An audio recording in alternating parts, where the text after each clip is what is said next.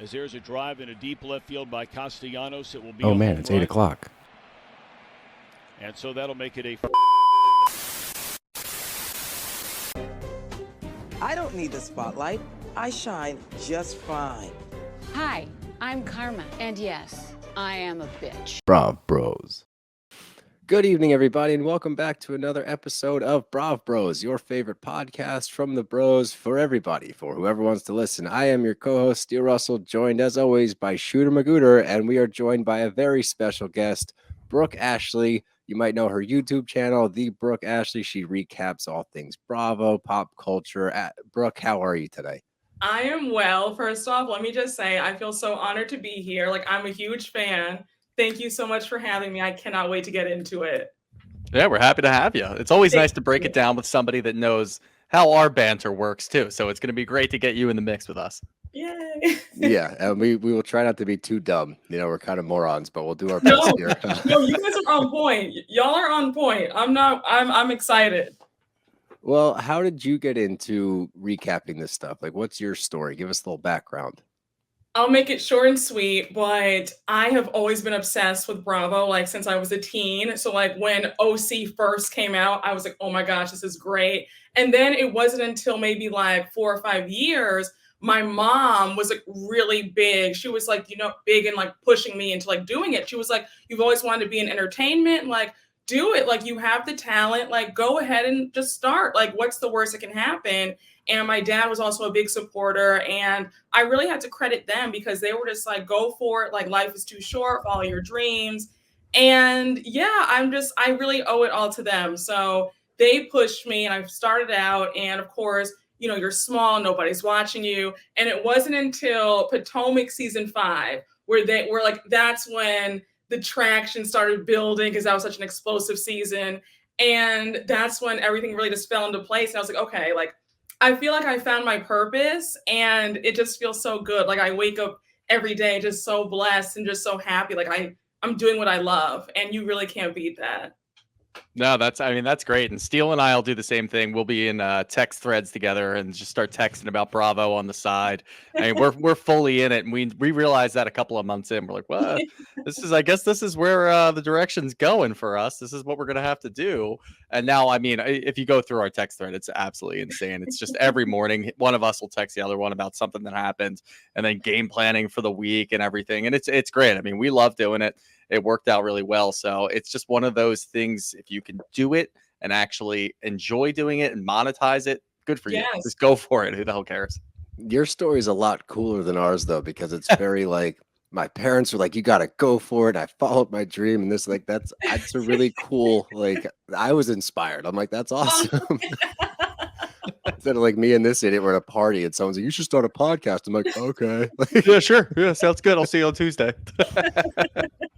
But my parents and wife are also very supportive. I don't want to knock that out. It's just that's awesome. But if you guys, will give you a quick plug already. If you guys do not follow Brooke Ashley, go to her YouTube page.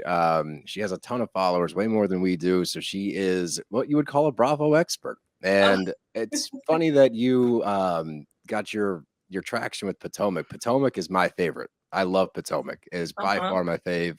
I got Shooter into it. I was so excited to do the first season with him. His first jump into it was last year. Okay. And then we ended up having Chris on our show actually because of that whole thing. Yeah. Yep. And that was actually one of our bigger pushes when we got that interview with him. He actually drove to my house in Philly to do the interview. But I do want to start with that real quick. And then we're going to get into Salt Lake, a little bit of RHONY, and then some Beverly Hills. Obviously, there's been some recent news come out about, or some allegations, I guess you should say, about Chris Bassett. Now, do you think there's any merit to these, or do you think that this is an opportunistic grab for somebody that saw that he was, already under fire, and then there's a little more evidence coming out? What's your take on the whole possible side chick narrative?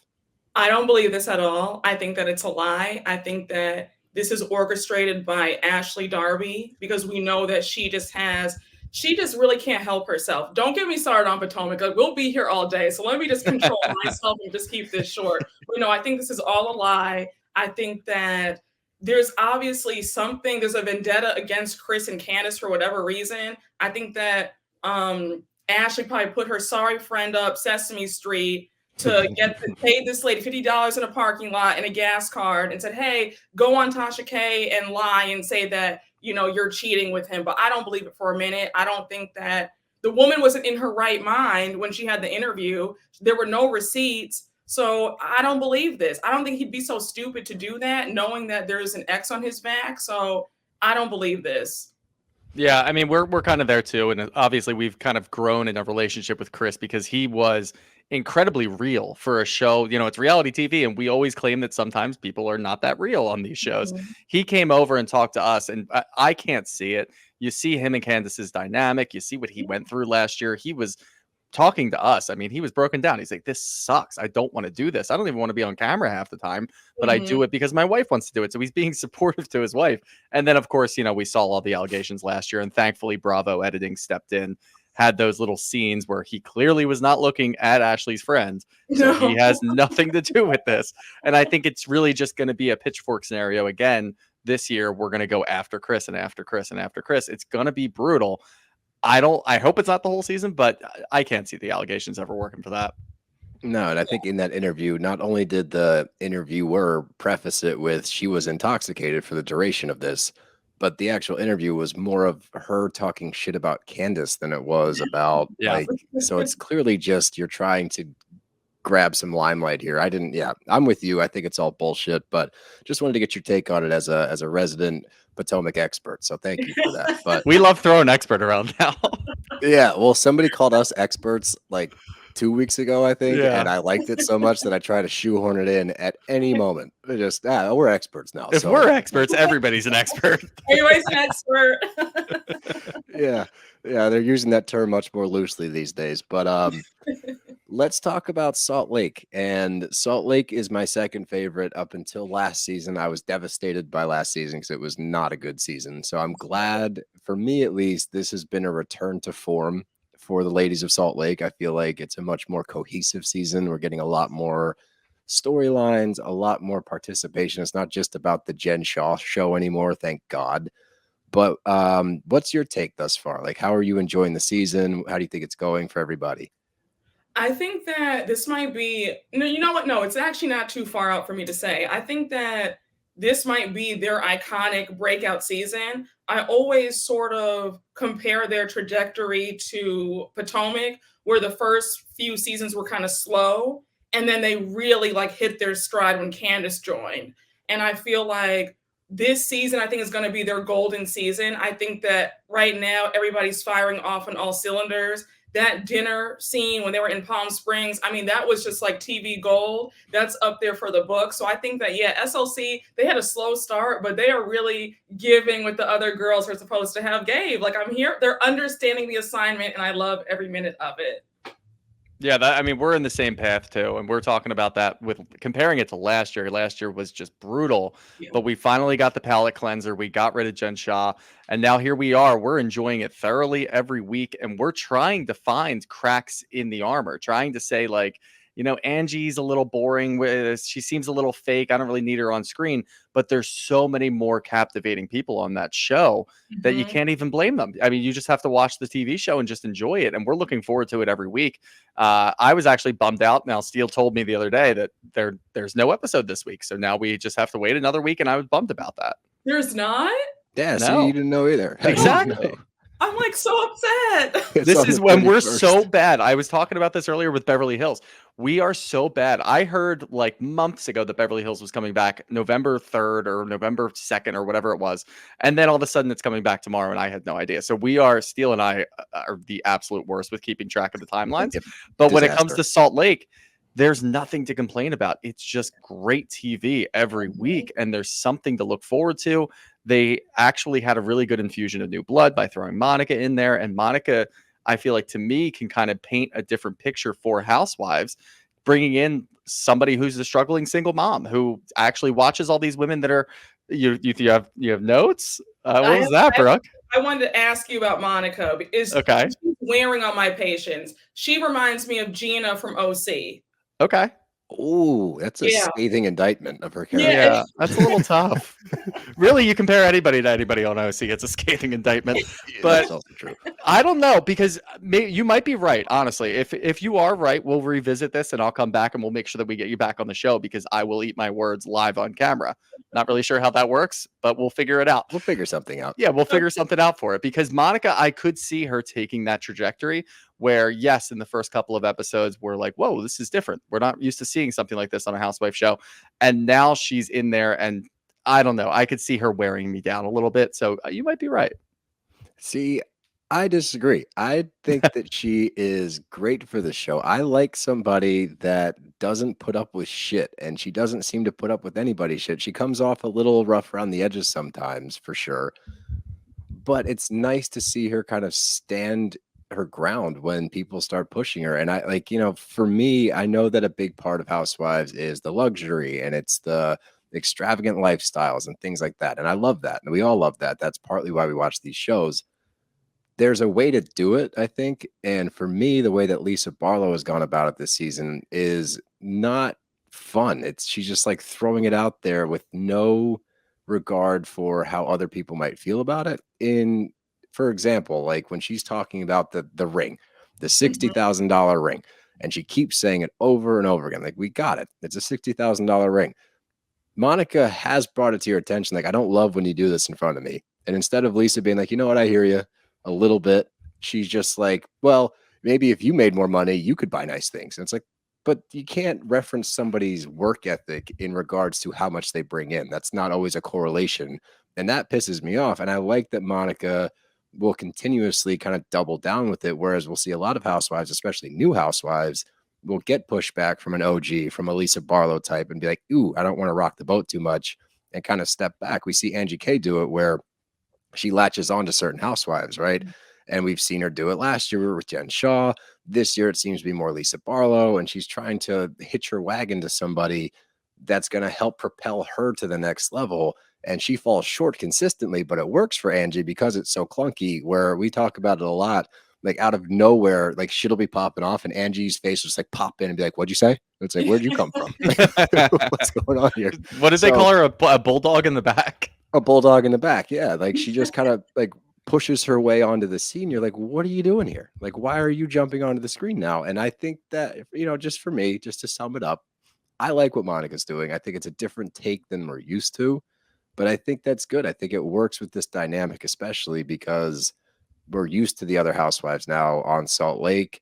Angie K fits that script as well, where she's kind of similar to the other ladies. Monica's a wild card. And I think that a wild card, when done correctly, is one of the best infusions you can give into a housewives franchise.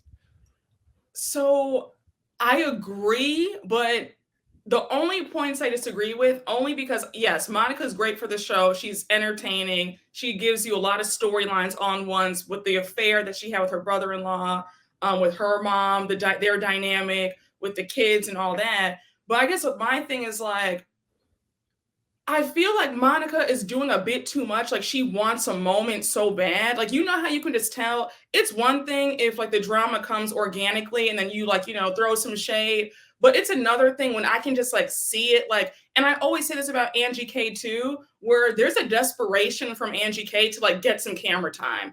And yeah. I noticed that with Monica as well. It's like, okay, girl, we get it. You're entertaining, but you don't have to do so much. Like when you're really that girl, you can relax. Like let it come to you. I also feel like with the ring situation, yes, Lisa Barlow can be obnoxious, but I'd be crying too if I lost that ring. Would I don't want to repeating $60,000 though. I wouldn't keep repeating that it was $60,000 because that's in poor taste. It's tacky, but I would be pissed, and that would be a damper on the trip if I did lose the ring. I feel like she has the right to be upset about it. I feel like Monica is a bit insecure about where she is. I don't think that she's being truthful, saying, oh, well, I'm not materialistic. You are materialistic because you said to your mom before the trip that you felt insecure, like you were out of your league, so to speak, financially. So you ran out to Louis Vuitton to buy a purse that you couldn't afford. If you weren't materialistic, it wouldn't have mattered. You would have showed up in any purse. But the fact that you wanted to keep up, and then remember at the airport, when she was like, oh my gosh, I have my Xannies in my Louis Vuitton purse. Like she wanted them to hear and see that she had the LV purse. So it's like, you do care. You're just angry that you don't have the money that they have yet. And it bothers you. And I think that she's not being truthful about why she's pissed at Lisa. I think it's jealousy and resentment that Lisa has more than she does.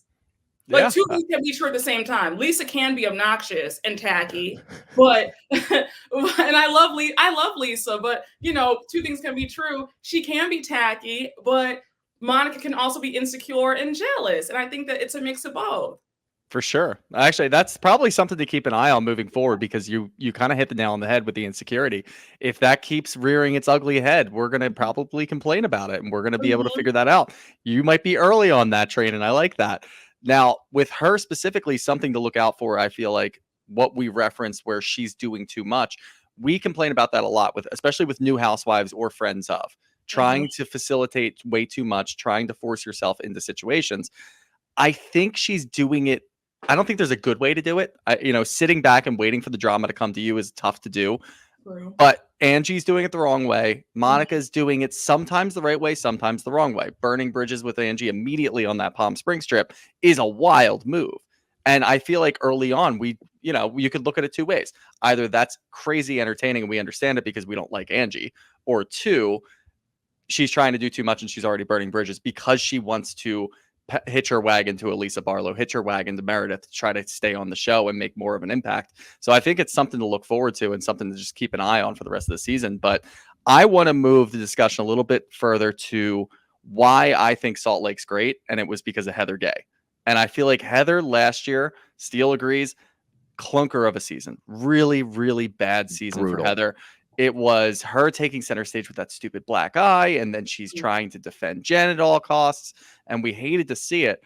I feel like she's returned to form this year. I feel like she is settling back in a little bit, being a more comedic relief, not taking things too personally. And I feel like a lot of the stuff that we've seen so far, especially with her talking to her daughters, has been great. And that's what we want to see. We want to see a little bit more of the family life. She's not interjecting too much with the bad Mormon stuff, but obviously there's a good storyline going on there with Jack going on his mission.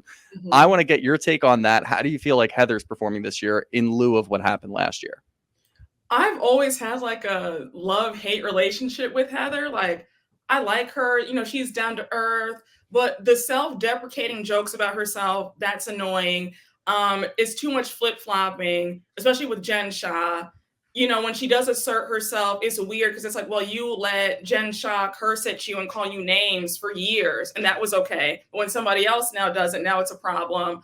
I just feel like it's touch and go with Heather. Like sometimes she's like, when she's great, she's great. When she's not, like she's just off. Like you said, last season was awful with her trying to make herself center stage with that stupid storyline with the black eye that wasn't even true.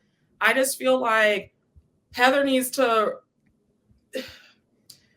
I'm going to say that I'm just going to watch it play out with her storyline. I don't know if I'm completely sold on Heather this season, because this whole storyline about Jack, that's not your son. He's not your relative. He's not your nephew. Why do you care? Like, I get it, but at the same time, it's a losing battle because Lisa's going to be defensive over her son. So why even insert yourself there? So it's like, I can't really respect this storyline because this shouldn't be a storyline for you.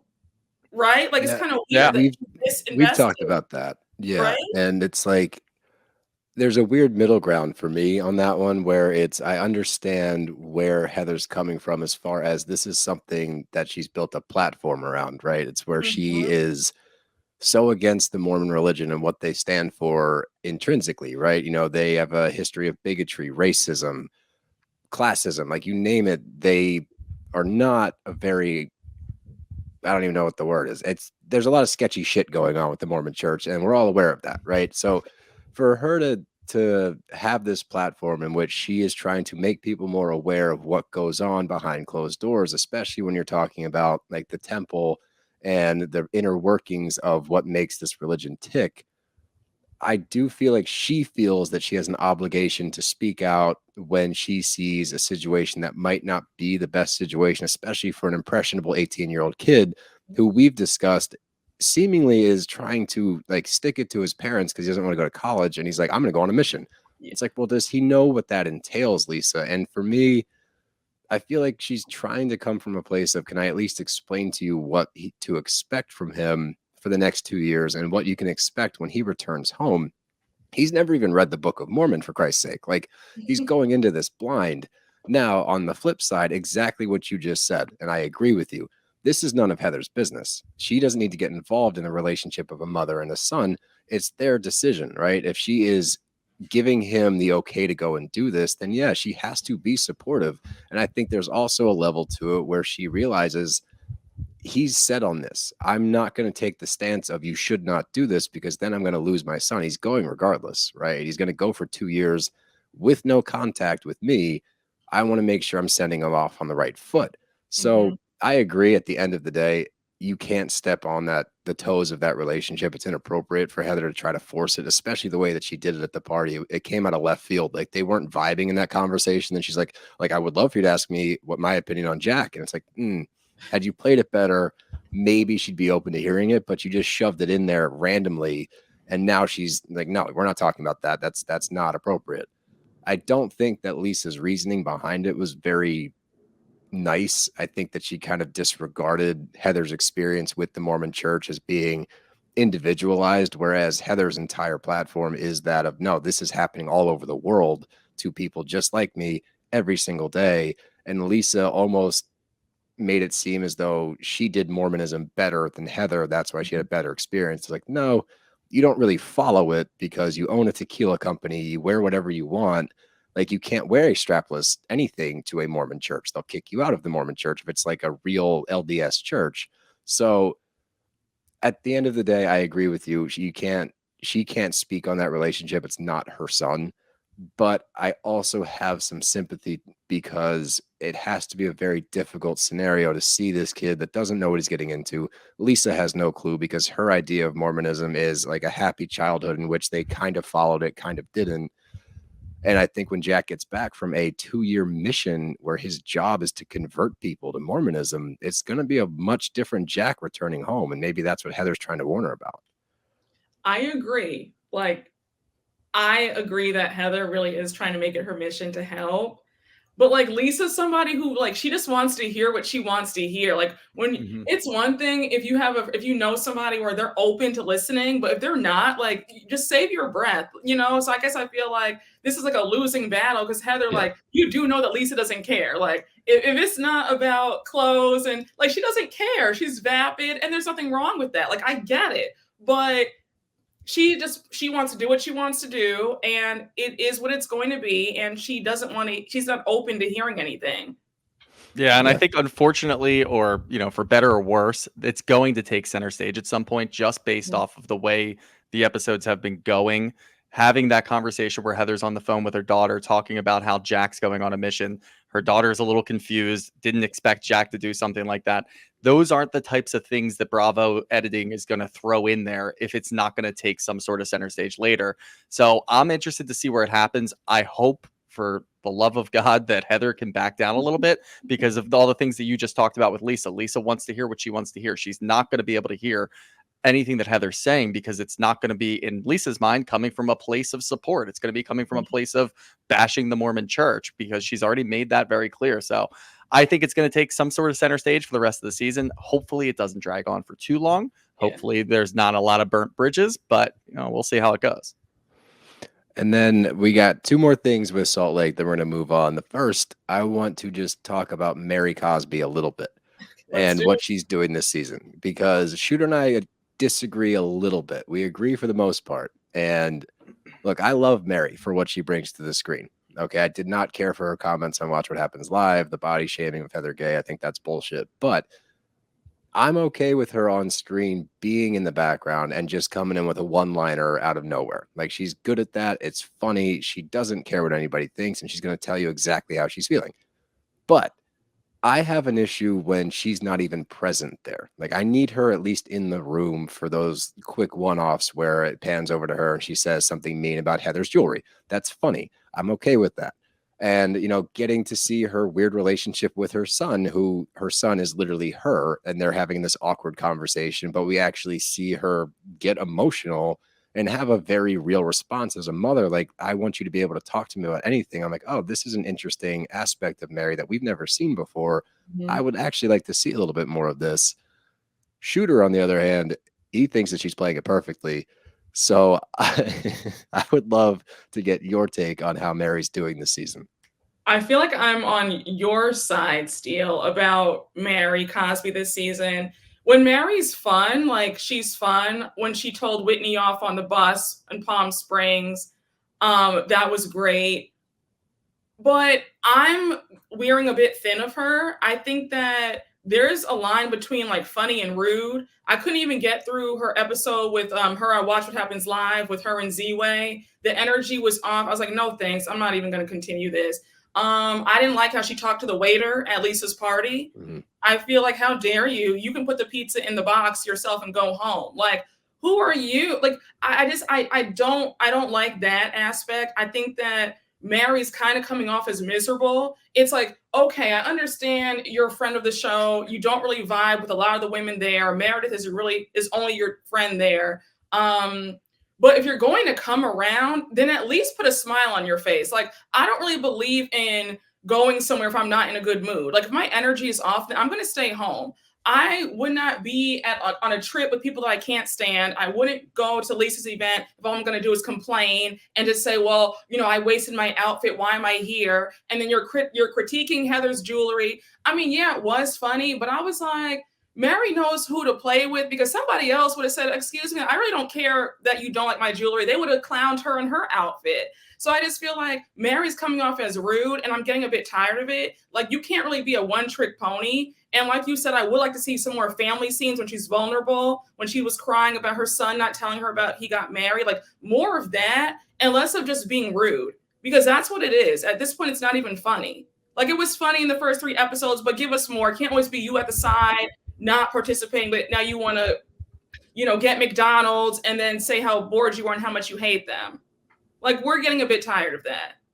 Shooter, I don't think there's a world in which Mary is involved in everything that we want her to be involved in, and she's happy all the time. It's just not going to happen. We're never going to be getting a happy Mary 100% of the time. She's going to have rude comments. I feel like my point is, I don't need her there all the time. She's a friend of, she's not a full-time housewife.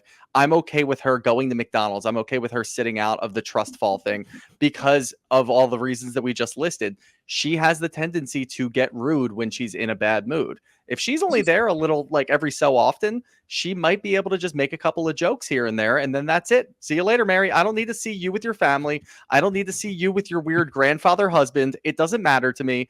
You can just be there for a little bit of comedy, and that's all I need you for. That's my point of view for Mary.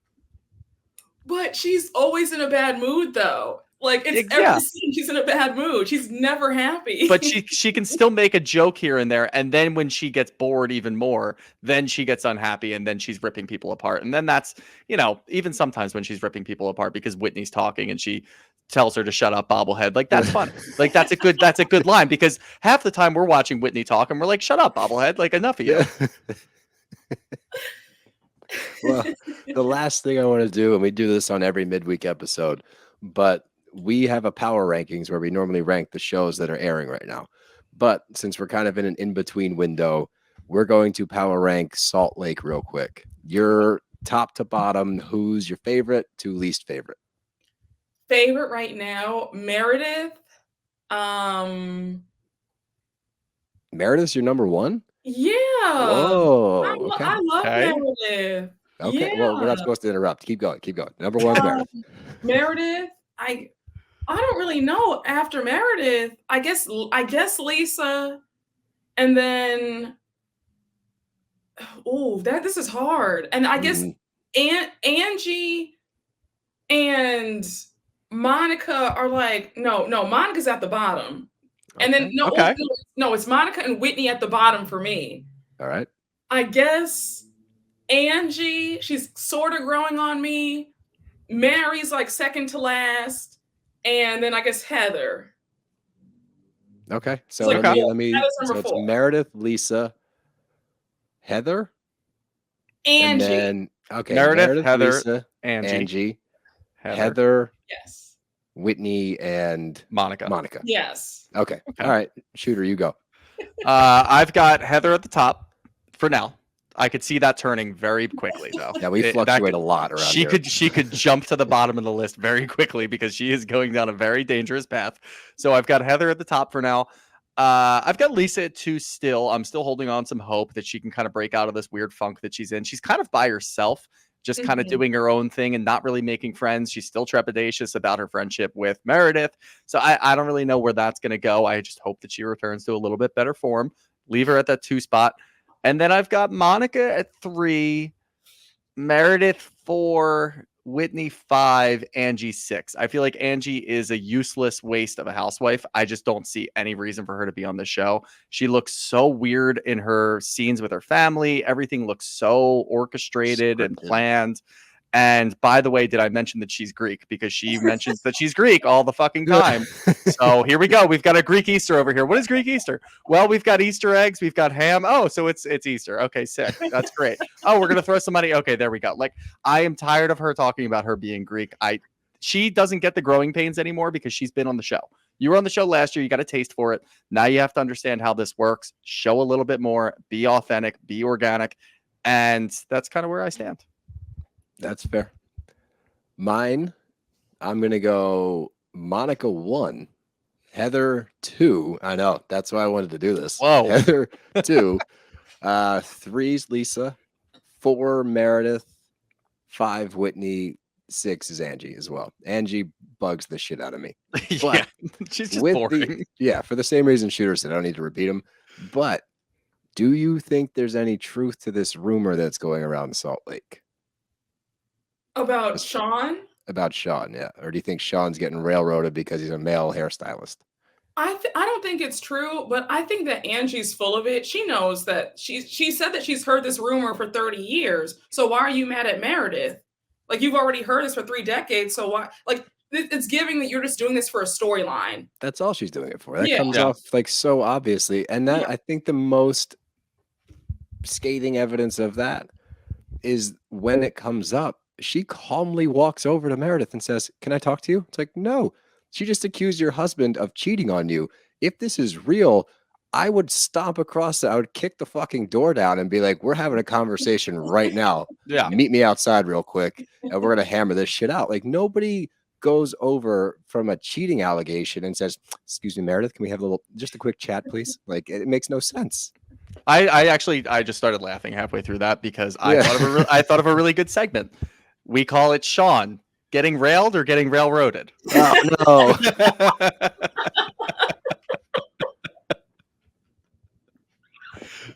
no. And we're canceled. No, I'm just kidding. Like, my eyelash is already like trying to come off. It's gonna come off. Said that. I'm like screaming. Welcome to the BravBros. This is what we do here.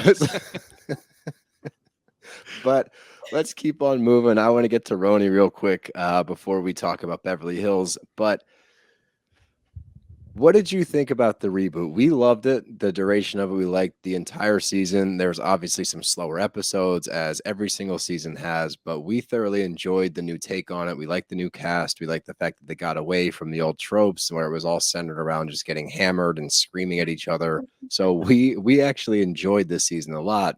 We have heard a lot of backlash. We got support on both sides. There's some people that are anti the new show. They can't get on board. The people that say they're not going to watch it, period, just because the OGs are gone, are the worst bunch of people ever. Because what drives me nuts about that argument, and I can't say it enough, you stopped watching the OGs. There's a reason that show's no longer on the air, because you stopped watching. So you want to clamor to get back to Rinda and that whole crew and Luann and all of them, but you stopped supporting them. So now you want them back? Like, it makes no fucking sense to me. But your take, what did you think about this first season of the reboot?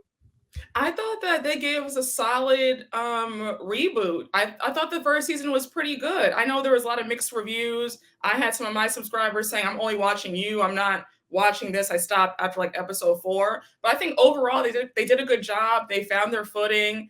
I think that a lot of them need to cut Jessel a check because she carried this season on her back. Like they need to get her a back brace for Christmas because I know her back has to be hurting. Yeah. Because a lot of these women had no storylines, nothing to offer, and all they did was go after her marriage. Sai and Erin, I'm looking at you because what did you bring? Zero. Swinger allegations. Yeah, weird, creepy sex I talk also that we didn't need to I hear. think that Sai was quoting us directly when she started talking about recruiting. Oh. I know. I called that out. I called it out like a month ago when that whenever that episode weird aired. like dinner that they had, we were like, Yeah, yeah, I it was feels like they're recruiting. And that's 1000%. exactly what Sai said. So That's what They it felt like. watch. No, they watch. Like they'll try to yeah. pretend like they don't watch, but like if you say something bad about them, they'll be in your DMs on Instagram like, hey, like, why did you say that? Like, but it's like, well, I thought you didn't watch us. Like I thought you didn't watch or listen to us podcasters and YouTubers. Oh, Like, you're not name searching in Twitter. Yeah, okay, sure you're not. Yeah, okay. But she said that, and I felt weird because when I'm watching that scene with the four of them sitting down, Sai and her husband were in on that conversation. They were full participants, and I felt like Sai just threw Erin under the bus, and Erin's like, "What the fuck? You were part of that conversation. What are you talking about? You can save me right now." And that's what I feel like Sai has brought to the table the whole season. She's my real only issue for the entire season, aside from bullying Jessel the whole time. She didn't really have much of a storyline either. She just held on to, well, my past is my past and it was traumatic and this is what we're going to do. And then when Jessel tried to relate, she shoved her down. She shoved Erin out of the way. She was just trying to do, I have no idea what the hell she's trying to do. She was the only one that I felt like didn't hit. Her. Yeah. And I didn't see that. We saw a clumsy Jessel who was trying to relate that didn't do a great job of it, but was clear. And she even alluded to it in the reunion episode where she's like, because you're so shut off, I was trying to find some kind of common ground with you. And that was what Shooter and I have been saying for a while is like, I don't think Jessel's coming from a malicious place. I think that she's just trying desperately to be friends with Sai. And the only way she knows how is like, oh, well, my uncle was an alcoholic. Then Sai's like, oh, you're fucking dumb. Don't say that. It's not the same thing. Check, please. I'm out. Like she never, ever relents. And it's not fun to watch. She had a tough season. And it's so funny that you say Jessel needs a back brace for carrying the season because she does, but out of nowhere, like you rewatch the first like 3-4 episodes, whatever, even us on our show, we're like, Jessel stinks. And then all of a sudden the other girls start to fall down the power rankings and Jessel just keeps slowly climbing and you start to understand. And that's what I love about these shows. And that's why I love watching them so analytically as we do every week. Because you get to see like the rise of a star out of nowhere. Nobody would have pegged Jessel to be the fucking like star of the season. And all of a sudden you start to understand how she ticks. You're like, oh, you're not rude. You're just clumsy. You just don't say the right thing all the time. But your relationship with your husband is the most genuine one out of anybody here. You guys seem to actually like each other. The other people seem like they're putting on a show for TV, which is even funnier that Sai goes after her relationship again in the reunion and says to her, what did she say at the end of it? She's like, it seems you guys have no connection, which is probably the meanest thing that she said thus far and masks it with, I need to stay out of your business. You guys don't have a connection. It's not my business. It's like, that's the most backhanded shit ever. Like, it's insane. And that's the type of thing that you're only going to get in a reboot season 1.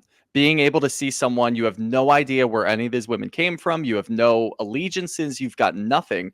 You're just looking week by week. And as the three of us do, we look at it very analytically and we're trying to project for the end of the season who we're going to like, which storyline makes the most sense to us. And like you said, the first couple episodes, we did not like Jessel at all, but we saw so much growth. And we got to see the family aspect. We got to see something very real between her and Pavitt, not only their relationship, but also their sex life, which is crazy to share on reality TV in front of millions of people. And they went through everything. And we got to see her come out as a stronger person because of it. And that's something that you want to root for. And that's something that you can only get. Maybe you get it here and there with a new housewife installed into an already existing show, but we got to watch it happen in real time. And that's something that you actually cheer for. And that's not something that I would have said, a couple of years ago, I'm going to cheer for a specific housewife on a show. That's not something that I ever thought my life was going to be, but here we are. Well, I wanted to add on to a few of your points because I think that Jessel is like the perfect embodiment of slow and steady wins the race and how it's not a marathon. Wait, it's not a sprint. It's a marathon. Am I saying That's it right? the one. Yep. It's a marathon, not a sprint. Yeah. Okay. Thank you. but I think that you can tell who comes in thinking that they're going to be the fan favorite. Sai and Erin came in overestimating themselves, like, oh, we're going to be those girls. Because you can tell with the smug looks throughout the season. They're like, oh, yeah, we did that. Like, they're going to love that. And it's been the complete opposite. The fans are eating them up on Instagram. They've limited their comments. Like, no one can stand them. I also feel like, Sai, what a joke for you to say, oh, I don't see a connection between you and your husband. Well, I don't see it between you and David. David, you guys look like two friends to me. Like, he looks like, you know what? I'm not going to go there, but please go there. Oh, really? I said, honestly, he looks like he's like an older relative, or like, when I see them together, I don't see a husband and wife. I don't see two lovers. I just see like, that's your friend and he's a lot older. Well, I mean, if they don't have sex for a year and a half, David's getting the fuck out of that relationship. He already told himself he's gone. But like, then you come to find out there's some shady business about how they got together. It's like, how are you going to throw stones in your glass house, Jessel, when your backstory is not what you're giving us actually, as far as how you and David got together? Like, that's not very clean. You worked at his bar. He was married to somebody else. Then you got pregnant. Like, what happened there? But you want to comment on Pavitt going to have a banh mi sandwich in Vietnam. And we got to the bottom of that one quickly, thanks to one of our commenters. Before he even talked about a mileage run, one of our commenters was like, oh, he must be going on a mileage run, like weeks before. And I was like, what is that? And then he said it on TV. I was like, oh, okay, that's a thing. And for me, that's enough. It's a 24-hour trip. Like, who gives a shit? And Sai, and I think that you said it perfectly with the whole entire thing of during the season, Erin and Sai are like, this is gold. We are crushing it right now. We're tearing Jessel down. This sham of a marriage that she's running with Pavitt, like, we know better. He's cheating on her in Vietnam. It doesn't work. And then fast forward to the reunion, they've watched it through. They realize they suck. Sai backpedaled the entire reunion. She apologized relentlessly, realized that she was a huge bitch the whole time, and now is trying to like save face because she's read the comments and knows that nobody likes her. So, I mean, partly and she sucked, and she was bad at that too. I know she was, but she could have done a complete 180 and been supportive and nice during the reunion and maybe apologized to try to get some fans back. Instead, she burned her only friend on the show, called Erin a liar. I don't think I don't think Sai knows what a liar is, because she calls everybody a liar. It's like, but you had the wrong week. You're a liar. You're an absolute liar. You're going to lie about everything. It's insane. And we talk about it all the time, especially with reunions, whether or not the housewives are going to rewatch the season and figure out where they did things wrong and try to reciprocate or try to, I guess, redo something on the reunion to try to get into a better light. Sai tried to do that and it didn't work. It made her even worse. So watching her struggle through that, I'm not going to lie, I got a lot of enjoyment out of it, because that's something that we root for. When there's a bad person on a show who's bullying someone else who doesn't deserve it, and then they come out and they try to do the 180, we root against it. She sucked during the reunion, and it was very apparent. And I think that everybody now knows and everybody can see her for who she is. And I did want to add to your point earlier, Steele, about how Jessel could be like clumsy with her words and how sometimes she's just trying to relate. I didn't think that she was being clumsy or, you know, like rude by bringing up her uncle. I think that she has just as much of a right to bring up her experiences, because Sai dominated the conversation. Anytime they were talking, she always brought it back to herself and how there's a Christmas tree from the dollar store and, you know, her parents weren't around and, you know, she was poor, had to drop out of school. It was like always this sob story. And I feel like she's not the only one with the story. And I feel like just because it's not the same, you know, Jessel has a right to bring up her uncle, because think about it. In the finale episode, when Brynn and her went to Central Park to pick out a tree for Brynn's grandma, what did Sai do? She immediately brought up her mom and how her mom had her in Central Park. It's like, let Brynn have the moment. If you want to start thinking about Jessel bringing up her uncle when you're talking about your mom, then allow Brynn to have her moment and not bring up your mom. Like, that's it's just, really good point. You know what I'm saying? Yeah, absolutely. And I think that when I say clumsy, especially in that lunch scene where we see them together, it's almost like a read the room moment, whereas most people, I think, would look across the table and see that Sai's rolling her eyes, being dismissive, trying to get out of there as fast as she can. And it just seemed like I agree with you. I think that you should be able to share your experiences with anybody. And if you do it in a respectful way where you're not trying to like one up, and I don't Of think Jessel course. was, I just think that she had to have been able to look at the situation and be like, this probably won't land considering how this has gone previously when I've tried to relate. So like she's clearly irritable and irritated. And also that's the other thing that she could have done is recognize like, Jessel, you're not wrong. Sai's being an asshole in this lunch scene. You don't have to relate to her. You can also just say, hey, you're being an asshole. I'm leaving. But that's just shows you who Jessel is. She's like, I want this friendship so badly for some reason.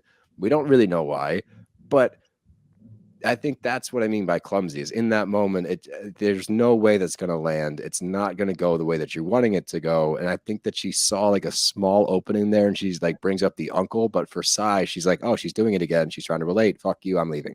And yeah, but I feel like Sai put her in that position with mixed signals. Sai can't be sitting there saying, we need more from you. I want to hear about you. And then as soon as Jessel starts talking, she starts rolling her eyes.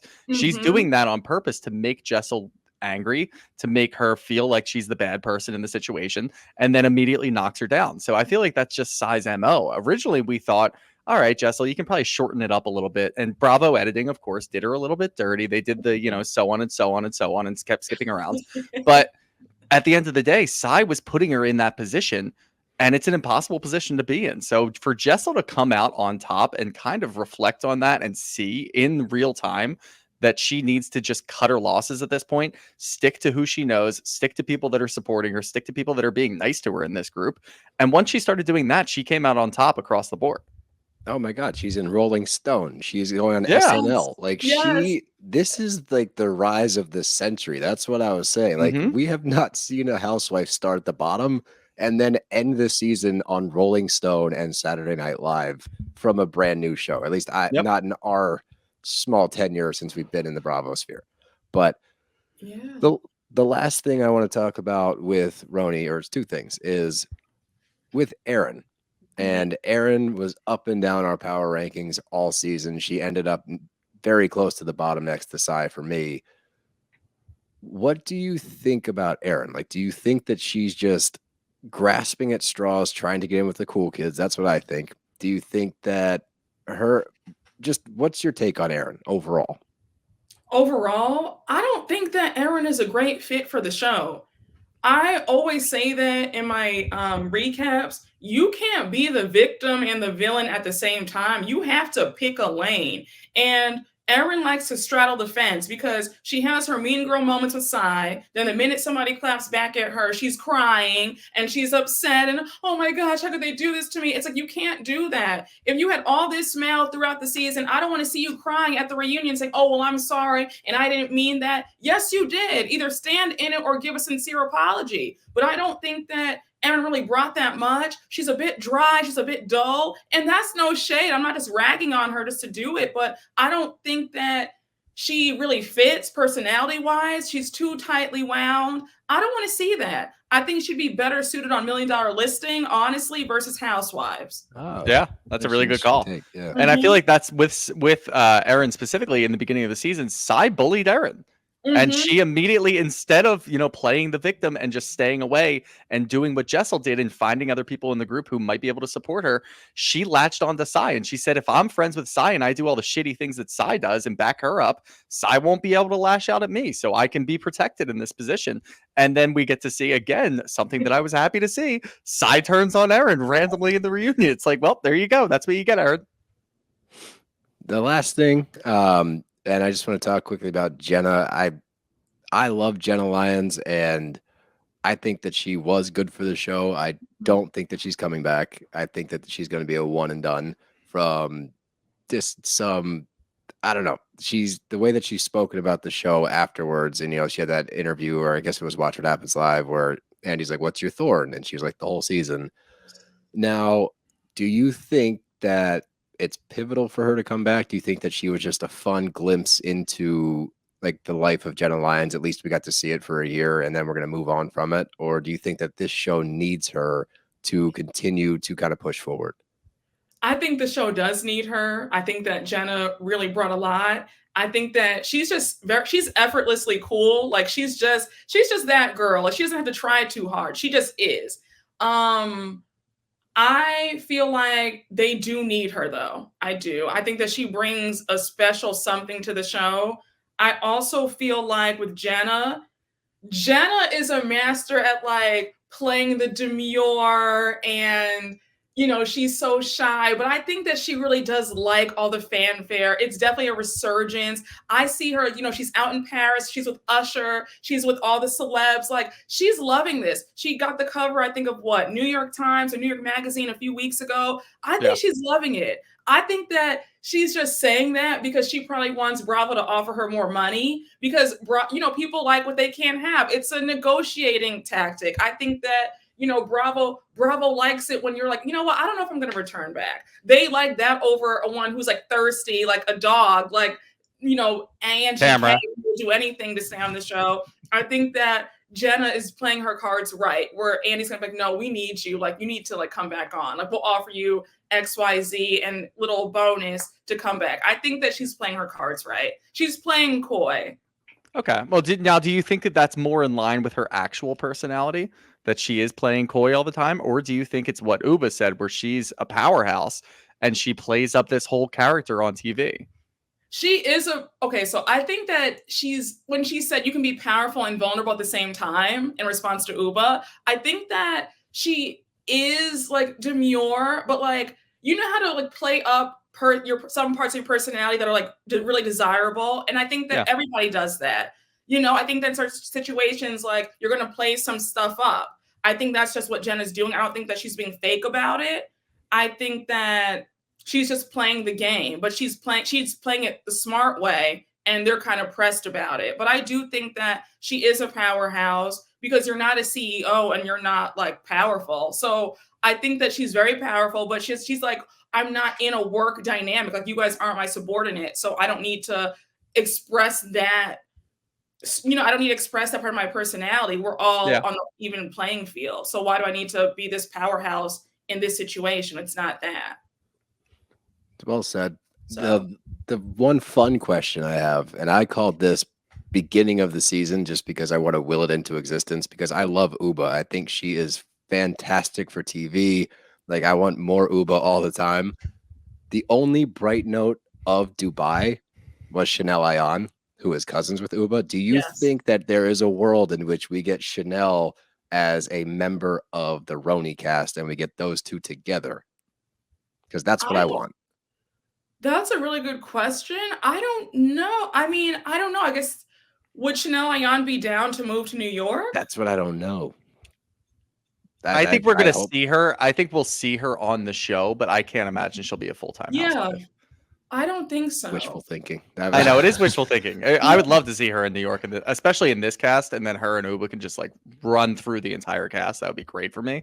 But don't hate me, okay? Because yes, I love Ubah, but I thought that she flopped in this first part of the reunion. Absolutely flopped. She did, because I don't think that she.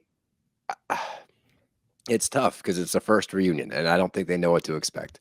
I think she went into it assuming that she had to act a certain way or come with some kind of ammo. Mm-hmm. But the one thing that she delivers is that Jenna's not real with us. And then 15 minutes later, she's like, that's what I meant to say. And it was something totally different, where Jenna is self-deprecating. And that's not really what she presented to the group initially.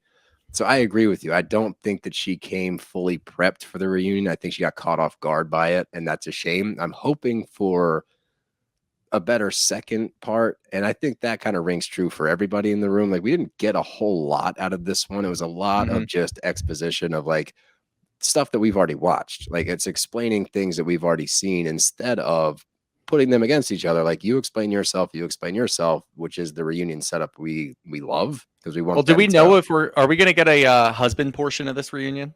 I don't think so. I don't think so. Damn. Yeah. I feel like that would be good because they can go after Pavitt again, and I would love to see where they are at this point. Yeah, I think Pavitt is. They actually referred to Pavitt as the 7th housewife in that first part, which is hilarious. I love to see that, but I feel like he would show up. He would absolutely show up with receipts in some sort of like manila folder and go after them all. And I feel like I would really like to see that. I just don't. I think people put a lot of hope and dreams into the reunions, whereas Ubah was great the entire season. I didn't really know what was going on in Anguilla, but maybe something else can come from that. And I think that she can deliver next year. So I'm not as concerned if she doesn't perform during the reunion, because at the end of the day, reunions are just episodes of the season. If she performs all season and doesn't at the reunion, I'm okay with that. But do you think that she really delivered this season? I feel like there were so many episodes where we didn't even see Ubah. Like she only got 30 seconds of screen time. I felt like we never really got to know her. Yeah. I felt like Ubah was giving us friend of the show vibes. Like I never felt like Ubah gave me full time. That's an interesting thing. She was nervous and acting out. She's so charismatic when she's on screen that I think that it's captivating, right? When she's talking, she just brings this like energy into the room when she walks in. So I think that yes, she could have definitely dove further into her personal life, especially when you see the one attempt to do so is to talk about the man from Connecticut, and she leaves the party entirely and gets mad at everybody. So I agree with you there. I think that she might get away with it better than other housewives would, because when she is on screen, it is captivating. There's no denying it. Like, and it's enjoyable. And she's a very interesting character. Like her life in general is interesting. And Ubah hot. Like, what a random business to have as a supermodel. It's awesome. It's just at no point was I expecting to be like, oh, here's my hot sauce line. I'm going to go over to this Beatnik's place and make a like custom meal with my hot sauce. Like, didn't expect that. So I think you're right. I think that there's definitely more there, but I think that because she brings so much charisma, got away with it. I don't think that will ring true for 2 seasons. I think you're right. For her to perform next year, she has to bring it. And maybe this is kind of a realization of that, hopefully, like during the reunion where she sees everyone else is talking about all their stuff, then all she can really bring to the table is how she feels about other people's shit. Because the only thing that's really pressing for her was the fact that somebody outed her relationship with the Connecticut guy. So I agree. I think that you're right. I think that because of who she was when she was on screen, she got away with it. But I think that will not be true if she tries to do the same kind of role in season 2. Yeah, because like on Twitter, people were just like, "Yeah, I could take her or leave her." Yeah, interesting. You know, I just don't know. I'm afraid for a second season for them to have to do too much and have to put another, because I think we're gonna lose 1 or 2 as it is. And if I have my way, it's probably gonna be Sai because she didn't do as much. She's coming back. You think she's probably coming back? I think they're gonna try to bring back everybody. I think the only way somebody's out is if Jenna just says, "I'm not coming back." Yeah, and I think that's honestly, I think that's the way to go. Yeah, I agree. You got to give them 2 full seasons to figure out their shit, and then they can, because like you said, Shooter, like they're all backpedaling in this reunion. They're all trying to like make up for what they did wrong during the season, which in one level, it's nice that they're introspective, but at the same time, it's like, don't do it now.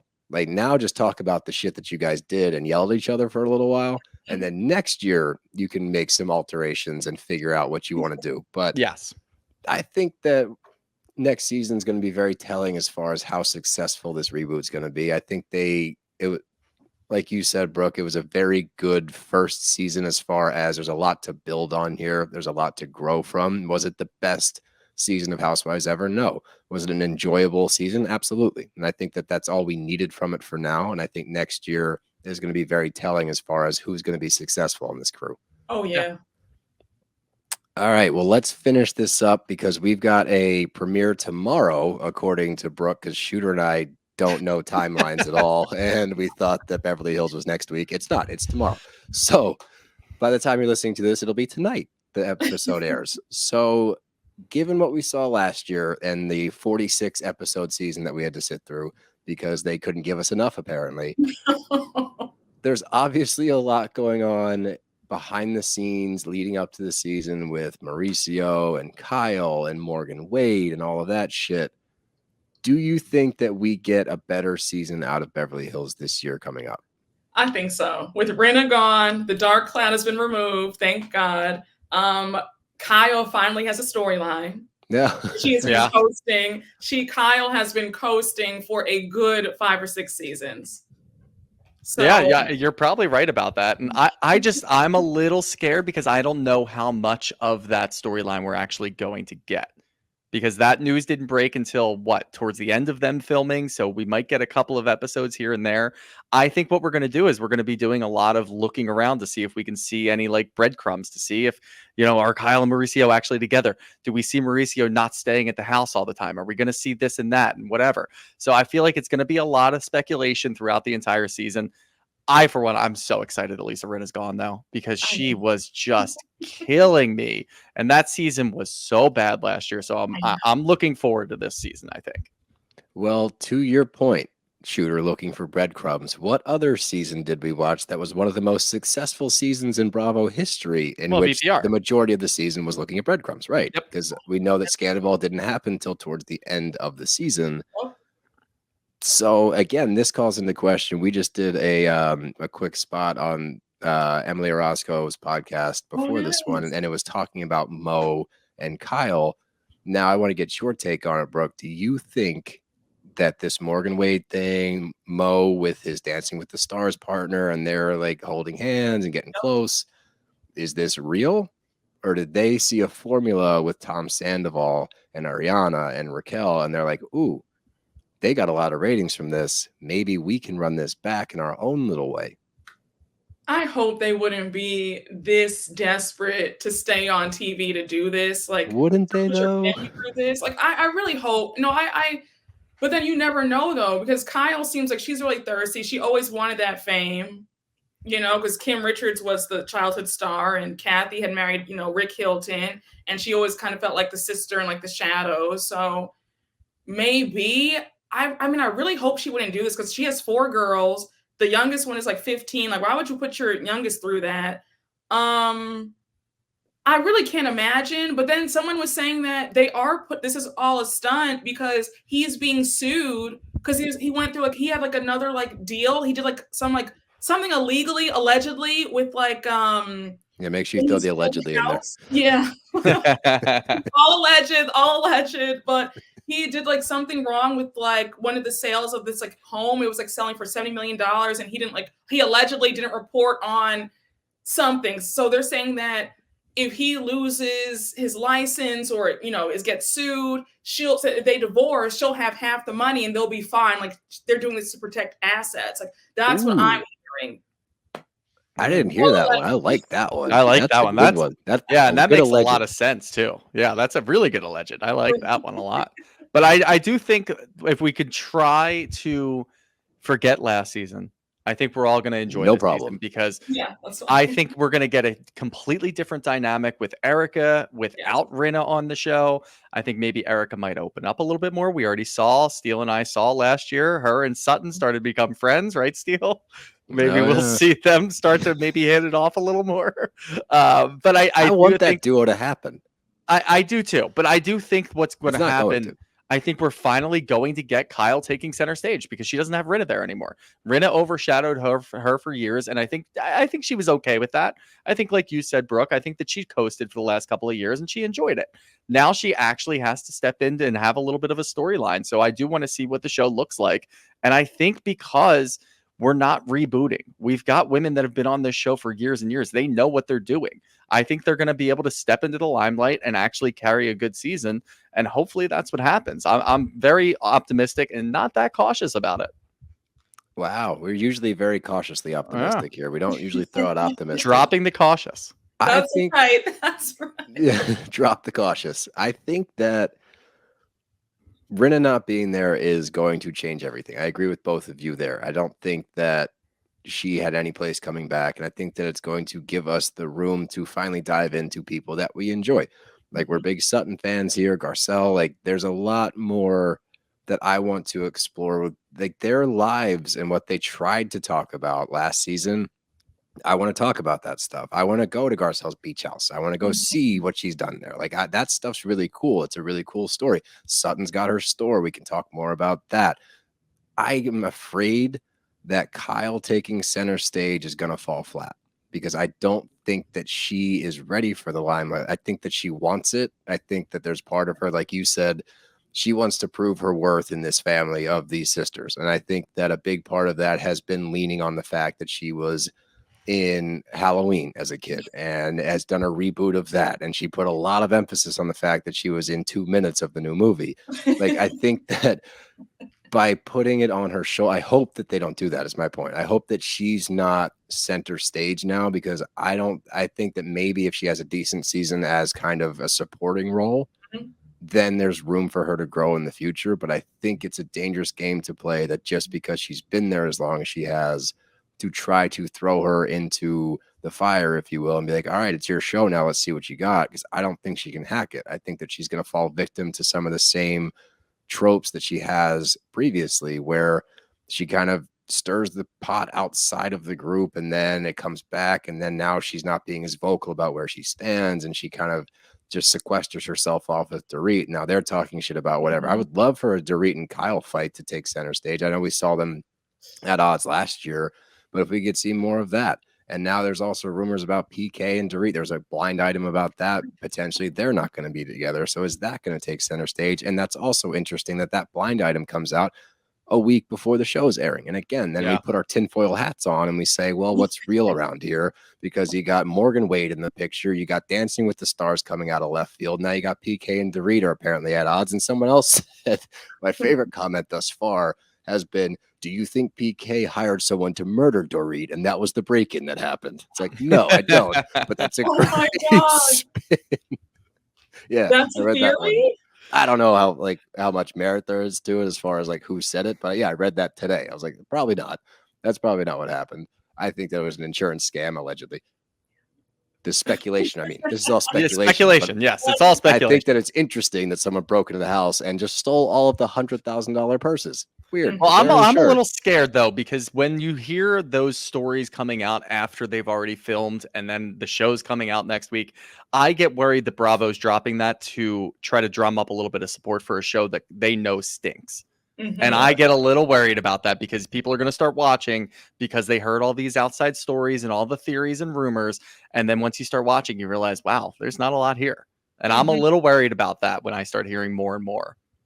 All right, I'm throwing the caution back in there, actually. Caution back into the wind. Yeah, now you got me like reevaluating, especially when you said that Kyle has never been the star, even though she's been on since the beginning. It always was like Lisa Vanderpump's presence overshadowed her. Right. And I think that I've always looked at Kyle as very insecure and just like she's just dying to like be that girl. Like I just want to be a star so bad. Like, and it's just not like happening for her. And I feel like with this whole thing happening, I do think that she feels, okay, I'll finally be center stage. I'll finally be the star. And I could see that flopping. Yeah. And did that lead to the downfall of her marriage because she took center stage and she's like, this is my world now. Fuck you, Mo. I'm going to hang out with this 26-year-old country star and go all over the country and get all these rumors about me. Or are they on a team together? There's so much. Yeah. See, this is what happens. And now we're tinfoil hats all day. Yeah. Yes. Always. But all in all, I'm excited for Beverly Hills. That being said, yeah, I'm excited for the season. I am excited for the season. But how about any plugs? Or is there anything coming up for you that you would like to tell to our listeners? I will be at BravoCon this year. Will you guys be there? No, we had scheduling conflicts. Oh no, I'm so sorry to hear that. Yeah, we still have real jobs, which sucks. So like we have a live show shameless plug, live show November 19th at the Bourbon Room in LA. Make sure you go get your tickets at nofilterlive.com. But we have a live show in November, so we couldn't do 2 trips to the West Coast or to not, I guess Vegas is the West Coast, but you know what I mean. Coast, yeah. They have desert. beaches. Yeah, there's sand. Yeah, like the sands. Wait, no, didn't they knock that down? Probably. Yeah. There's sand. There is sand. There's literal sand out there. Yes. Yeah. So beach. There you go. But yeah, so we're not going to be there, unfortunately. We were looking forward to getting out there. But next year, 99.9% sure will be wherever it's at. But yeah, I'll be at BravoCon, so you guys can like say hi to me. I'll be like, hey, you know, I had such a good time at BravoCon last year, so I look forward again to this year. Good. But, well, let us know how it is. Yeah, yes, we're bummed we're not going to be there, but make Yeah. sure that you guys go and follow Brooke Ashley on her YouTube channel. Subscribe to it. Again, she has a lot of great takes. This was an absolute blast. Thank you so much for coming Thank out and you. hanging out with us, two idiots, for a while. Thank you. I'm so honored. I am beyond honored. Thank you for having me. I had the best time. Oh yeah, well, definitely do it again. We'll get you back on here. We'll come on your show in the future, either or. Yes. But remember to follow us at Brav_Bros on all socials. I can't list them all because they keep changing the names of them. X, Twitter, whatever, at Brav_Bros. Subscribe to our YouTube channel at BravBros Podcast. And Shooter, you got anything else? Go Phillies. Oh yeah, go Phillies. Well, Game actually, 7 if you're tonight. listening to this, it's already over. So let's just hope Steele and I are in good moods. And if we're not, don't reach out to us because we're not. Yeah, don't talk to us. If this goes poorly tonight, then don't talk to us until our Friday episode. And even then, leave us alone. Yeah. But we love you all so much. All right, we're out of here.